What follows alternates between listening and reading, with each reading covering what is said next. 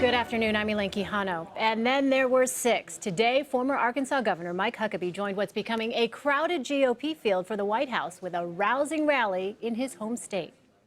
I always believed that a kid could go from hope to higher ground.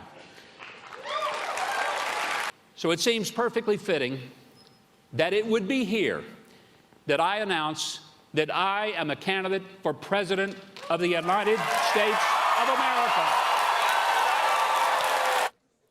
Huckabee is hoping to recapture some of his primary success when he ran in 2008 and won the Iowa caucuses.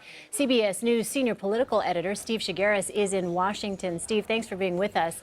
So what is different this time around than in 2008? Well, the bar is set much higher. He came out of nowhere in 2008 to win Iowa and another half dozen primaries, and so now he's pretty well known. He's a celebrity. After he ran in 2008, he got his own TV show on Fox News.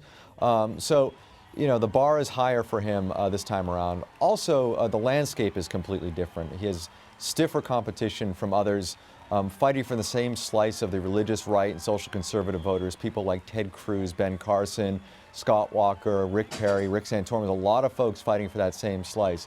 The other thing that has changed too is campaign finance. I mean, the competition's ability to raise larger sums of money now, that's completely different than it was in 2008. Steve, I'm just wondering, you mentioned social conservatives, and a lot of people, as you pointed out on the Republican side, are fighting for those votes. For the social conservatives, is there a front runner? There isn't right now. I mean, I think there is no front runner at all, really, in the Republican primary situation. Not everybody's jumped in yet. People, I mean, Huckabee does have a foundation. You know, he did win Iowa, which is heavily Christian conservatives that come out and vote, take part in the caucuses.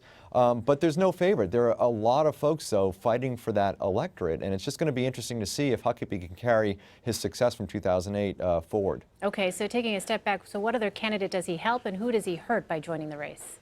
That's a good question. I don't know if he helps anybody specifically. I mean, I think him coming in is going to make it much more difficult for people like Ben Carson, who is considered the underdog. He's actually sort of like the Mike Huckabee of 2016, a guy that really has come out of nowhere. People sort of know who he is, but he's also the outsider, a new face, and that may actually hurt Huckabee in the long run. I mean, Huckabee, again, as I mentioned before, is not the underdog. He is the well-known guy in that lane, and we'll see how this all plays out with all of them in there. So with things being so crowded right now, what will fundraising be like here for Mike Huckabee?